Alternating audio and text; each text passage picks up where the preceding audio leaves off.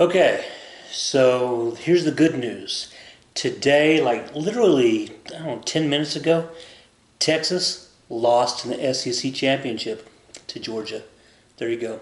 The year is 2024, just in case you need a reference point there. But anyway, yeah, Texas lost in overtime.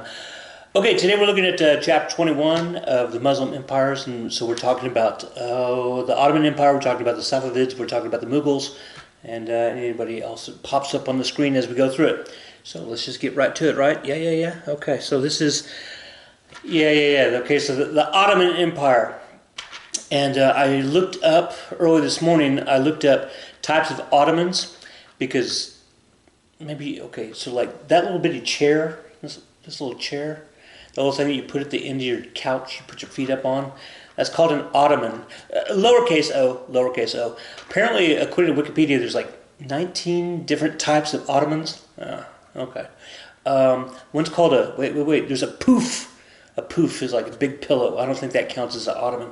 Now we know way too much about that. Anyway, we're talking about the Ottoman Empire, which is not a whole bunch of these little bitty footstools, but the map there. So everybody in yellow there is part of the Ottoman Empire. And so we're looking at basically the Byzantine Empire post-Byzantine Empire.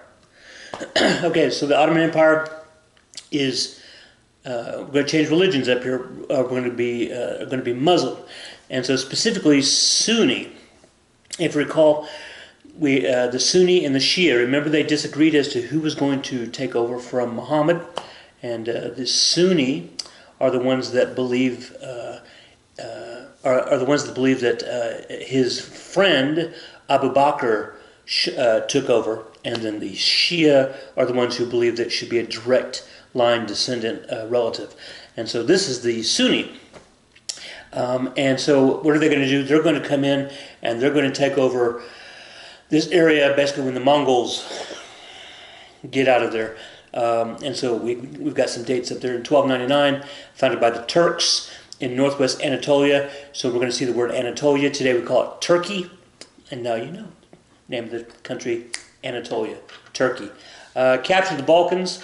All right, so here's another word for us. The Balkans are the peninsula where Greece is on the Balkan Peninsula. And then the Ottoman Empire probably most famously attacking Constantinople in 1453. So speaking of 1453, and we've already talked about this from the flip side. We talked about it when we were talking about the Byzantine Empire. Now we're talking about the other side. And so Mehmed II, also known as Mehmed the Great or Mehmed II the Conqueror, he's going to be the one who's going to attack Constantinople. And if you recall, this is the story about the guy with the big gun. The big gun, right? I looked up some facts. It was like 27 feet long. And the bullet, if you want to call it a bullet, right, was 600 pounds. You're right. And so I also read that it took 3 hours to reload. Well, that's not very. That's not pew pew pew pew. That's pew. And then that was done. Yeah. So we're going to attack Constantinople. They've got the big walls. The walls are going to come down. We're going to have the Muslims are going to invade Constantinople. We're going to there's going to be lots of little bitty stories in there. It's kind of an interesting siege. The Christians inside Constantinople, led by Constantine the 11th, they have this big chain, this giant chain that goes across the harbor, and it stops all the Muslim boats from entering the harbor, and all sorts of really interesting things going on. But ultimately, the Muslims are going to get inside the city. They tried to dig under the walls, and every time they tried to dig under the walls, then interestingly enough, the Christians would dig from the other side and meet them like under the walls, and then fight under the wall, and then they would blow up that little part. Kind of an interesting little battle. And then there you go.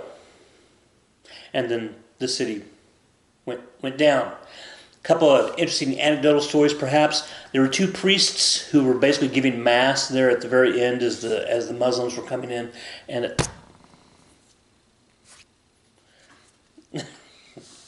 It's a little flying gnat just jumped on. Okay. Anyway, there were two priests that were giving mass as the Muslims were coming in, and when the Muslims were coming down the street, the story says the two priests melted into the wall, and that they're not going to come out of the wall until the Christians have retaken the city. So I guess they're still on the wall. There's a story that said that 4 days after the attack, once the Muslims were inside the city and doing all those horrible things to people, which we'll talk about in a second, that there was a fog. And apparently in Constantinople, also known as Istanbul, Constantinople, fog is not like a thing. Very, very, very rare event. And so the story talks about how there's a fog. It was over the big church. And as people looked at the fog, they saw this light coming out of the church, and it went up into the fog. And the story says that was the Holy Spirit, and it was leaving Constantinople. So, there you go. And then finally, the disappearance of the emperor. Where did he go? Emperor Constantine the 11th. Where did he go? Where did he go? He was here for a second, and then he left. And so some of the stories talk about how he prayed to God, and God turned him into a marble statue, and the marble statue sank into the earth. And then whenever Constantinople was claimed back by the Christians, and the marble statue will rise back up, and well, there you go. Okay, so the fall of Constantinople. Remember, the short version is always pay the guy with the big gun. Remember that story? Okay. I'm just going to throw something different in here for a second. This is Ambrose Bierce. He wrote this little book called The Devil's Dictionary in 1906. And what he's done is he's taken words and he's made farcical, ironic, I like the word farcical definitions. And so, for example, history, I'm going to read a couple of these. History is a noun. It is an account, mostly false, of events, mostly unimportant, which are brought about by rulers who are mostly knaves and soldiers, mostly fools. And then the next one, inhumanity. One of the signal and characteristic qualities of humanity is to be inhumane. That's what we do. And then man, his definition of man. An animal so lost in rapturous contemplation of what he thinks he is as to overlook what he indubitably ought to be. His chief occupation is extermination of other animals and his own species, which, however, multiplies with such insistent rapidity as to infest the whole habitable earth and Canada. War is the last one. War, noun, a byproduct of the arts of peace. So, here's a history account from a book called They Saw It Happen in Europe, written in 1965, and this is an eyewitness account of what happened. And I'm not going to read it, but if you get to the PowerPoint, you're reading through it. Yeah, it's awful. The short version is nobody was safe.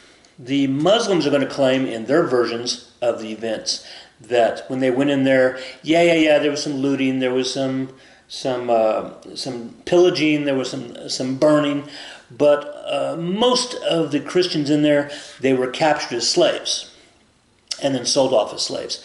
One story talks about how the Muslims went into the big church, the Hagia Sophia, the big famous church, and a lot of the rich people had kind of fled to the church, and so the Muslims came in. Their version of the story, they came into the church and began to segregate the people to based on how much they thought they could sell them for. So, hey, you're pretty, we're going to sell you for more than not so much. So that's the Muslim account. But then you have the Christian account. The Christians' accounts are, they're very graphic. And so if you read, I'm pointing to my laptop, but I guess I'm pointing to this too. If you read some of it, you can see it wasn't good to be on the defender's side. So, ugh.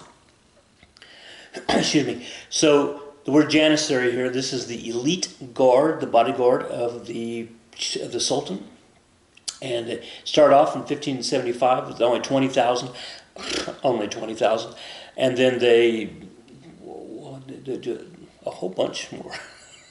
100,000 people later, 1826. So 250 years later, they're going to six times the strength, more than 6 times, almost 7 times the strength. Originally, wow, I misspelled a word. Originally formed from captured slave Christina boys. I should say Christian boys. I got the A. I didn't get the A in the right spot, the A in the end. Christian boys. They originally, okay, you know what? I'm going to go ahead and, the Janissaries were originally a group of Christian boys who were captured as slaves and then were placed into the army. They basically brainwashed them into being part of the Muslim army. Very strict discipline, and it ultimately became a hereditary position. My grandpa was in the Janissaries, my dad's in the Janissaries, I'm in the Janissaries, my son will be in the Janissaries. So that's what that means. And just kind of throwing it out there, in the 17th century, so in the late 1600s, they actually became, according to our book, they became an impediment to reform. They didn't want to change. They liked what they were doing, but the world was starting to change, and the Janissaries didn't want to do that. Okay, so we got a couple of leaders here. We have Suleiman the Magnificent, and we can argue that he was the big dog during the height of the Ottoman Empire, from 1520 to 1566. So he was around there for about 50 years. That he was the big dog. Are you thinking that's a giant onion on his head? What are you thinking? Oh, maybe that's a piece of dough or a tulip. What is that on the back of his head? Is he the one that likes tulips? Maybe. Suleiman the Lawgiver is what we call him. So we have in this part of the world, in the Ottoman Empire at this time, we had 2 different versions of the law. We had Sultanic law, which was the code of laws that the Sultan wrote, and then we had religious law called Sharia law, and so that was the law coming out of the Quran, enforced by the Muslim Church. Okay, and so he's going to be the guy who's going to try to put them together, kind of combine them together. So we call him Suleiman the Lawgiver, and so he's going to codify this law. It says ruled over 20 to 30 million people, and he was the big dog when the Ottoman Empire was really something. Political, military, economic spheres. He controlled I'm just reading right there. Controlled North Africa, the Red Sea, Eastern Europe, the Holy Lands. Oh man, he was really, and he was concerned about who's going to take over his spot, and so his heir, I want to say it was his oldest son. That makes the most sense. And not so much, and so he had him killed, and then he went with son number 2. Ooh, all right. Ow! Sitting wrong. Ow! Ow! Okay. I don't know if that's any better. The decline of the Ottoman Empire. The decline of the Ottoman Empire. Here's the short version. Early on, the Ottoman Empire had some really good leaders. Really good leaders. In fact, it says here, the first 10 sultans, the first 10 leaders, except for one of the guys, so 9 out of 10, were considered pretty good leaders, according to historians. And then we have the last group. It says the next 13 sultans, the next 13, 11 of the 13 were not so great leaders. And because of that, when you have a bad leader, and then the next person's a bad leader, and then the next person's a bad leader, and then there you go. It got too big. The Ottoman Empire got too big, and now we got all these different little groups around, and we got to protect the border, and we got to do what? Yeah. Welcome to world history. The more things change, the more things stay the same. Ooh, that sounds like a cool Friday quiz question. All right, next, the Safavid dynasty, the Safavids. And so this is Persia. Today we call this Iran. And these are the Shia. And so remember, the Shia, that's the other group of Muslims, and they're the ones who believe that Muhammad's, the people taking over from Muhammad should be descendants, or at least within the family of Muhammad, versus the Sunnis' version of the events. And so this is the beginning of modern Iranian Persian history. So we have Ismail, the first Shah. So the Shah, that's going to be the term they're going to use for leader. And he's going to push the Shia beliefs into Iran. And the Shah, the religious emperor, the Shah. When we talk about the Shah in U.S. history, we're talking about one guy, and he's going to do some interesting. We're going to have a situation in 1979, 1980. You'll see when we get to Americans. But anyway, the Shah. But we're talking about this Shah. We're talking about this Shah. Continue to expand the Safavid, and he's going to conquer some of Western India. He is going to attack the Ottomans. He's going to get him. That's not going to be good for him, and he's going to use the old famous scorched earth maneuver, which I was about to say, hey, you remember us talking about the old scorched earth maneuver, but then it dawns on me that we haven't talked about Napoleon or Hitler yet, so therefore we don't know the scorched earth maneuver. Huh. You know what? I'm going to say that for Napoleon, because that's a good story. Okay. And then the Safavid Empire is going to last for 2 more centuries and basically establish the modern day Iran.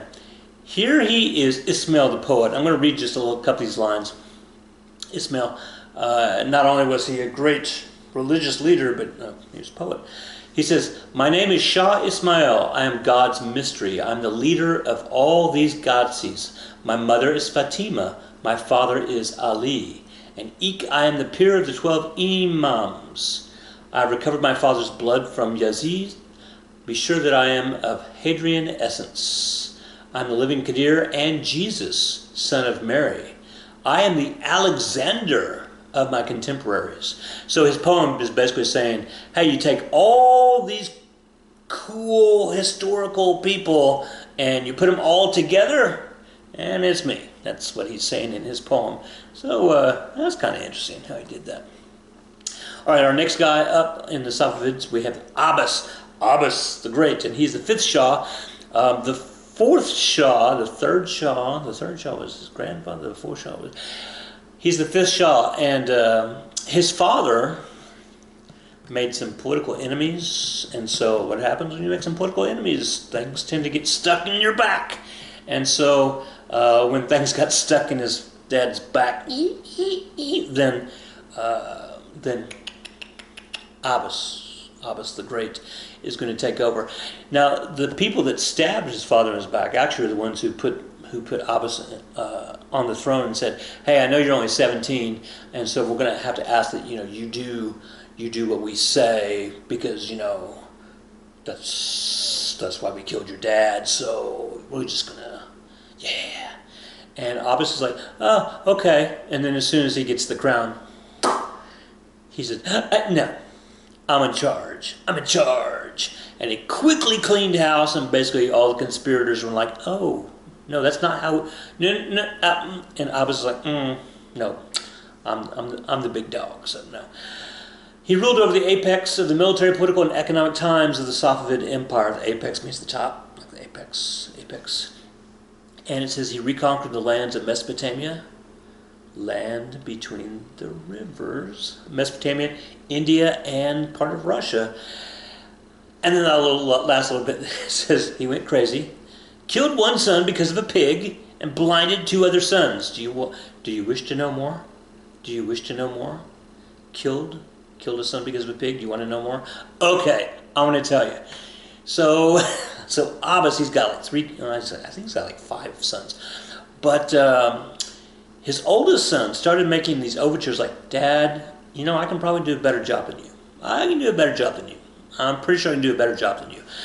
Which is what he said before his dad was killed, Abbas. And so Abbas is like, whoa, no, calm down now. We're not going to be talking. No, no, no, no, no. And so he started looking he started looking to see if his kid was out to get him, right? And so they're all out on this wild boar hunt, this pig hunt. And the story says that his son and Abbas and his son, the two guys, the great and the great junior, they were on their horses and they were tracking down this pig and they were running across the field. And just at the point that Abbas the great was going to stick the pig with the spear, his son stuck the pig and killed the pig before his dad did. And clearly that means that, that he was out to get his dad. And so his dad had his son killed because he stabbed the pig first. The other two sons, which were blinded, they were also put up on conspiracy charges. And the first son, so that would be his second son, I guess, now his first son, because his first son is dead, but his second son, so the next guy up, he was blinded by his father, although interestingly enough, only partially blinded. But if you're blind in at least one eye, you can't be the ruler, because that's the rules. And so then he was out, and then the next son got up and said, "Hey, Dad, you can't do that." And then so he blinded his third son, which means that he couldn't be in charge. And what are we talking about?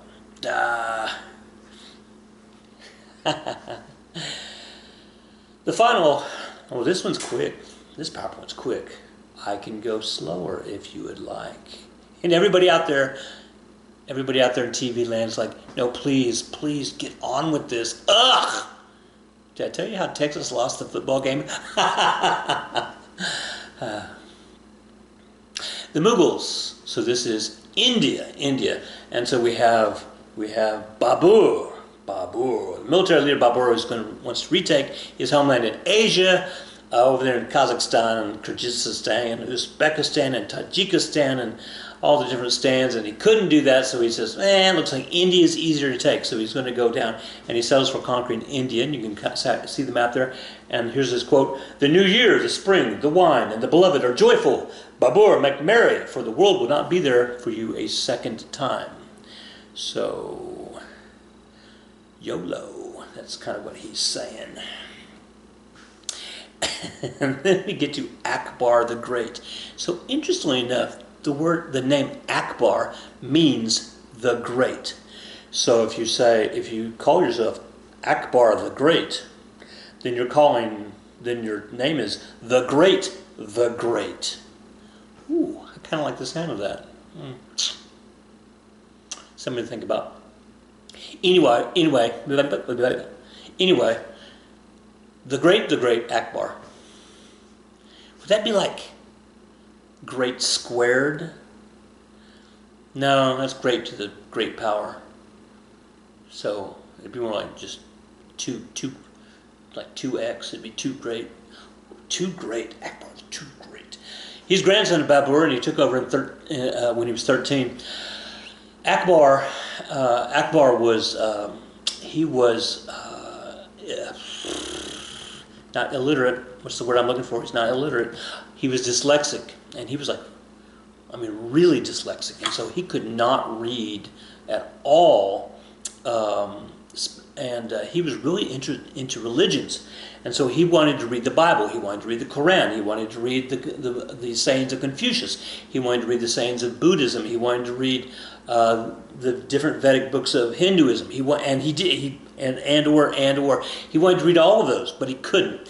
And so what he would do is he would gather up priests and imams and ministers and rabbis from all the different religions, and he would sit them in a room and he would say, "Okay, so Jesus, up or down? So reincarnation, up or down?" And then he would just listen to these guys all debate. He'd listen to them debate, and he would learn. He became very learned about all the different religions. And so once he started putting all of them together, he realized, you know what? Ultimately, it all comes down to this: be nice. do unto others, right, as you would have them do unto you. I mean, pretty much that's religion. And so he said, how about this? Let's just take all the good pieces of all the different religions, and let's put them all together. And I'm going to name a new religion. And so he does. And for the life of me, I cannot remember the name of that religion, but here's the short version of the history of that religion. It was really popular for the 19 people who signed on. And then when Akbar the Great died, then then that religion died too. 19 people followed that religion. Akbar. So we'd like his name be like Akbar, Akbar, Akbar, Akbar. Isn't Admiral Akbar? He's the one who goes, it's a trap. Anyway, he tripled the size. Akbar the Great. He tripled the size. I'm going to go ahead and read the PowerPoint. He tripled the size of the Mughal Empire. He allowed all religions. Just talked about that. He removed the jizya tax. Oh, right. Remember that tax is the one that says Muslims don't have to pay it, and if you're Christians, you do have to pay it. Or somebody who's not of the faith, you have to pay it. Let's see, he was into diplomacy, and he because he was accepting of all faiths, he did not have a problem with, because this is in India, even though he was Muslim, he didn't have a problem with putting Hindus into government positions, which is pretty interesting because generally that doesn't happen in world history.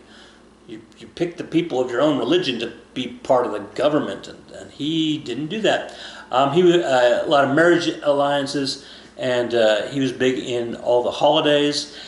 And if you think, wow, you supported like 6 or 7 or 12 different religions, that means that there's probably a holiday like every single day of the year, and he was really into that. And then he was, we call Akbar the Great, Akbar.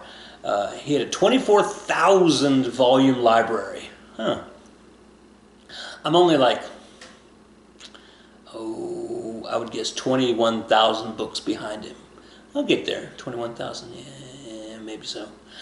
But he was enlightened. And now you're about to say, wait, if he had 24,000 books, but he was dyslexic.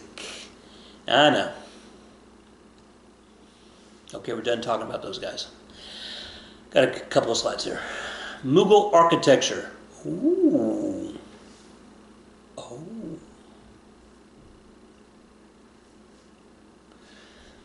That one. That's one of the most famous buildings in the world, yes. The Taj Mahal, located in Agra, India. Agra, A-G-R-A. The reason I'm saying this is because A-G-R-A, Agra, is a very popular crossword puzzle answer. It'll be like, home of the Taj, or, no, that's pretty much it. Agra. And so that's the Taj Mahal, and named after Shah Mahal. That is his name, Mahal. And so he and his wife wanted to build these two beautiful buildings. The building that we see there, the Taj Mahal, was supposed to be basically his wife's house, and that he was going to build a house on the other side of the river, and it was going to be made of obsidian, which is black, and so you'd have the white house and the black house of these beautiful buildings. And his wife died unexpectedly, and so he turned the white building into a tomb. And so her coffin is sitting in the center of the building. And then he was like, okay guys, let's go ahead and start building mine. And even though it's going to be even more expensive because obsidian, it's going to be very expensive. And so I've got all these gems and all these jewels and I'm going to pay for the whole thing. And so you guys get working on that. And then Prince Mahal dies. And the engineers and construction workers had to make a decision. Do we go ahead and take all that money and build the giant black palace for this guy who's dead? Or do we take the guy's money, make a little coffin for him, put it next to his wife's coffin inside the big white palace, and then use the money for, you know, Taco Tuesdays. You'll never guess what happened. Now you guys can probably guess what happened. Because you're like, wait, I've never seen the Black Palace. I know. I know. Okay, here's the last of the information slides. So this is, I wanted to bring sati up simply because gender, social gender. And so sati is a practice that really goes back all the way to like the ancient Greeks. But in the Middle Ages, the Hindus started becoming. I don't know if I want to say it was actually culturally acceptable, because it's not culturally acceptable. But in the Middle Ages, what would happen is that if a man dies, a married man dies, a husband, we can use the word husband. If a husband dies, then his wife joins him on the funeral pyre. So the pyre is the sticks, and then you light the fire, and it burns, and it's open air cremation. And so the wife joins her husband, and she's still alive when she jumps onto the pyre. And so that became a thing. That became a thing in the Middle Ages in India. And it was noted by the Ottomans, and then it was noted by the Safavids, and then it was noted by the Mughals. And Mughals, in fact, let's go back. Akbar, how could I forget Akbar? Akbar said, no, we're not doing this. We're not doing this anymore, guys. We're not doing this. Stop. And so a law came out that said, no, we're not doing this anymore. And people continue to do it. And then a law came out, I want to say it's like 1896 or something like that, that said, no, seriously, we're not doing this. This is not, stop. And then between 1896 and 1986 or 1987, I want to say 87. For the purposes of this slideshow, 1987. Oh, somebody's going to look at it, it's going to be 86. In 1987, the Indian government came out with another law that said, no, seriously, stop. So between 1896 and 1887, there were like 200 women who did this. They killed themselves during their husband's funeral. Since then, and the reason in 1987 there was I want to say it was a 17-year-old girl who did this. Do I have that on there? Oh, look, it's at the bottom of it's 1829. 1987. Huh, see, if I just look at my own PowerPoint. In 1987, there was a girl, her name starts with an R. I'm not going to be able to know it off the top of my head. And she was only 17 years old and killed herself through this. Since then, there have only been, I think there's only been like 3 recorded, I may be wrong, but there's only been 3 recorded instances of sati, and one of them or 2 of them were a case of mistaken identity. Guys, I'm not really for sure, but feel free to Wikipedia that or Google that. It's a disturbing trend. But anyway, gender, social. Okay, the 6 themes, because technology is not on there. The 6 themes: environment versus humans, government, ideas and expressions, economy, social gender, and technology. Okay, we got them? Fantastic.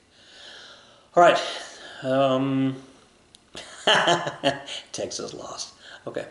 All right, I'll see you guys on the flip side. Be good.